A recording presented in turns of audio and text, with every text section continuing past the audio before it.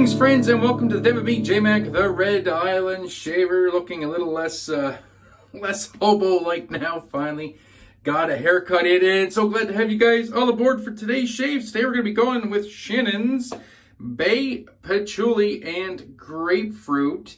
This is in their normal base. It's not in the Chupacabra or the Rust Belt Reserve, and I actually quite like it. This is my first go with Shannon's.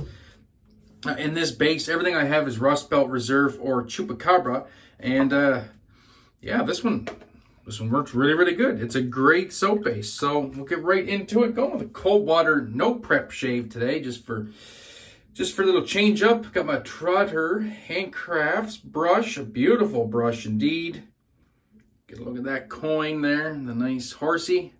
Yeah, and a T1 Manchurian knot in here. And we'll just get lathered up and get ready to rock and roll. Scent notes on this, very straightforward. It's Bay Rum. So I get all the Bay Rum notes in there, like bay, clove, that kind of stuff. That's predominantly in Bay Rums. And so nice and spicy. I get the earthiness of the patchouli without being funky. Because patchouli can be funky. It can be very dark, it can be very funky. There's no darkness, no funkiness in this. And then I do get that nice, vibrant grapefruit citrus pop underneath that just lifts everything up. I have another soap here that actually is a Bay Rum with lime. And I really like that one too. And I really like the addition of a citrus note into a Bay Rum. It accentuates it so well.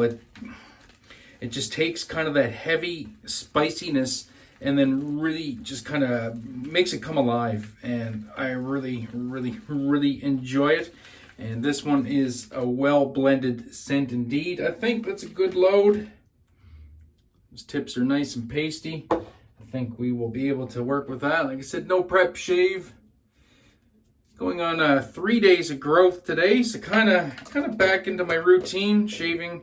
Well, I did 2 in a row after that kind of quasi beard off, and then yeah, I'm kind of back in my routine here now. So took a 3-day hiatus, and yeah, we'll just get right into the swing of things. How's everybody's weekend going? Hopefully it's going good.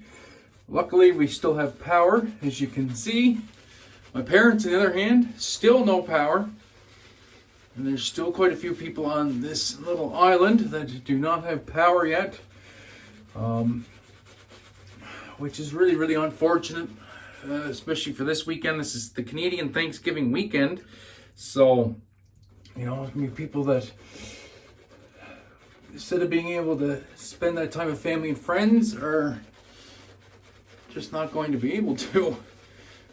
That being said, some restaurants and some community centers are doing turkey dinners for people that don't have power, so that's great. So we're doing turkey dinner here. Usually we go to my parents, but since they have no power and not sure if they're going to get it on before Monday, my wife and I were like, the heck with it. We'll grab a turkey, we'll grab all the fixings, and we will cook Thanksgiving dinner. So that's what we're going to be into on Monday. So tomorrow and Sunday, I have to make my orange cranberry sauce. I like to do that the day before. And then just let it sit in the fridge and get nice and chilled and let all the flavors come together. And then Monday, it'll be the standard Thanksgiving fare. A little different from the American Thanksgiving here in Canada. I know down in the States, Thanksgiving is a really huge holiday. It's big here in Canada, but almost not to the extent. Like I know down in the States, you know, Thanksgiving is really known for its huge feast. You know, some households even, you know, they'll have 2 proteins. They'll do a ham and they'll do a turkey, and then a ton of side dishes. We go a little bit, at least in my family, we go a little bit more low key on it. So turkey, stuffing. I'll do my damn near world famous plum puree, and just turnips and veggies, cranberry sauce, and a homemade gravy, and that's it. And then probably pumpkin pie for dessert. Nice, simple, classic.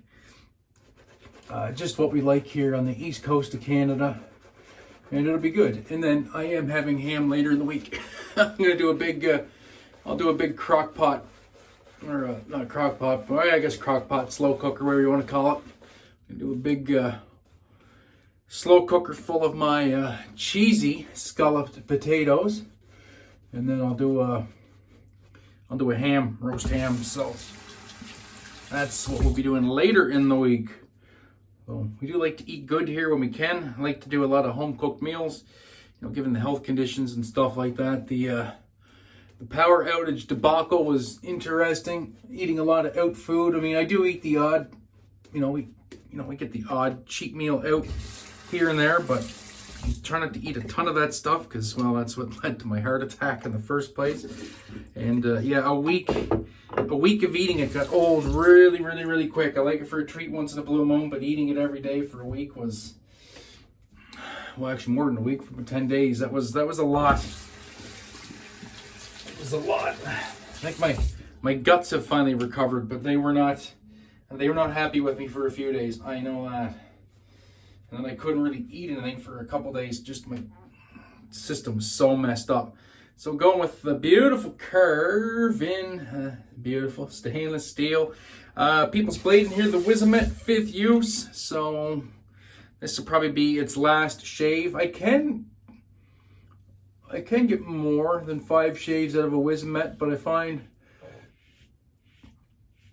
find 6 and 7 sometimes can be a little iffy. And I know at 5 shaves that the blade is still performing good. And I don't mind tossing it.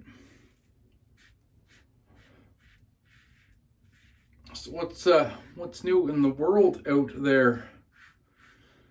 Really nothing new going on here. Back to the regular life routine. Which is good, which is really good. I'm going to have to catch the replay of the Razor Company live shave today too. I was invited to be on that, but I had a hair appointment right at the exact same time, so unfortunately I could not join. Hopefully next weekend, maybe, possibly. I do like getting to hang out with Jason and the crew. We're doing the live shaves on Saturday for the Instagrams. It's always a good time, so see what happens next weekend. Second pass now across the grain. Really, really nice lather on this, even though it's not. I want to say the Chupacabra, the Rust Belt Reserve, is their flagship base now.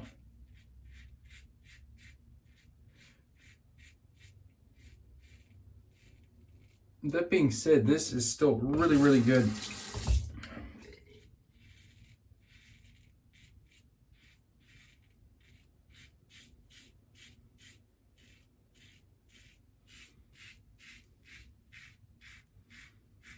Listen to the razor do its work there.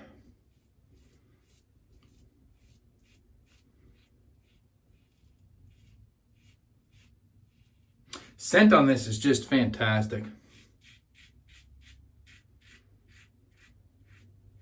I would put it in the order that they list it on the tub too. First thing I get right off the bat is the spiciness of that Bay Rum.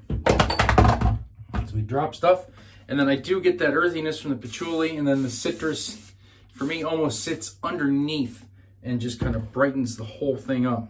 Really, really good. Really, really good. And this cold water shave is going nice. Even did a cold lather, so cold water in my scuttle, and yeah, it's not changing the lather any. It doesn't change the structure of the lather. As you can see, it's a very nice lather. It's not going anywhere. I can still peek it up if I want.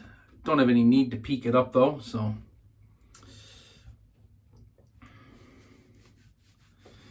And we'll be right back. Got a phone call coming in. All right, and we are back. Sorry about that. My wife was on the phone. She's buying hoodies for the young fella. So I had a couple questions. He wasn't answering his phone. So Yeah, she calls me instead. So we'll get this last pass done.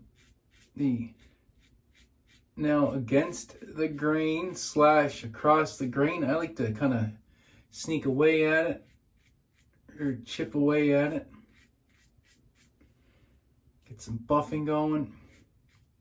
Not actually going for super BBS. I'm just going for where it feels relatively smooth. As I do more overshaving. Really hard to tell. This is a very slick lather, so if you have any of that residual slickness on your face, sometimes I find it is difficult to feel the hairs under your fingers, but I'm also trying not to overshave as well, so I am trying not to go over places over and over. Again, too many times if I can help it. I do have a couple stubborn areas that it almost feels like I have to hit them from 6 different directions. Like even here, it just grows sideways right towards my ear. I can't quite get it going this way. I can't quite get it on the upstroke. It really is a pain in the butt. So I have to try and kind of angle it towards the ear. Do it blindly because I can't see anything on that side because it's behind my hand. I tried to do it with my left hand and pulling up, and it just feels so unnatural and just so clumsy. But that'll do, I think, guys. That will do right there. Very nice shave. I do have a mild little tingle on the face,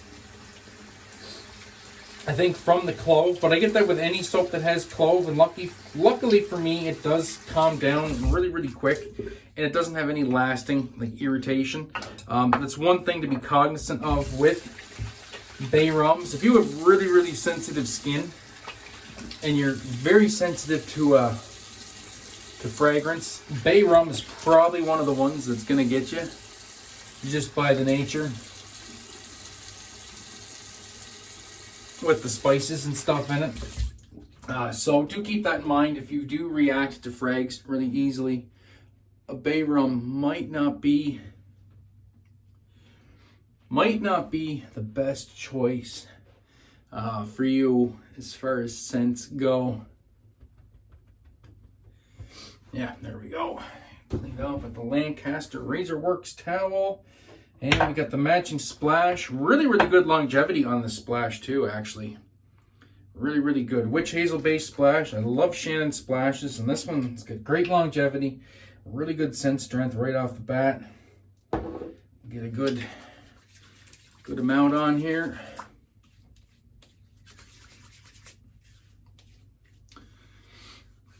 A really good hit of clove on the splash. And then it dries down into the citrus as well. Really, really nice. Very good. That will probably set me on fire for a little bit, just in this area and this area, and then it'll calm right down like all Bay Rums do. So that'll do it for me, my friends. Thanks so much for tuning in. I really do appreciate it. Hope you guys all have a most wonderful weekend, and we'll catch you the next one. So until that time, be safe, be kind to one another, have a great day, and even better shave. Remember, you are never alone. Peace.